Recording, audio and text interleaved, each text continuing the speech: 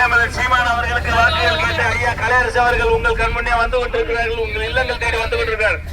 விவசாயிக்கு வாய்ப்பளிங்கள். பெருமையில் அடைகிறோம். நாம் தமிழர் கட்சியின் பிள்ளைகள் அனைவரும் எங்கள் உயிர்கள் வாழ்வதற்கு வாழும் தெய்வங்களாகிய விவசாயிகளே காரணம். ஐயா, வாழும் தெய்வங்களாகிய விவசாயிகள் இல்லை என்றால் நீங்க சேத்துல கால் வைக்காட்டி நாங்க சோத்துல கைய வைக்க முடியாது.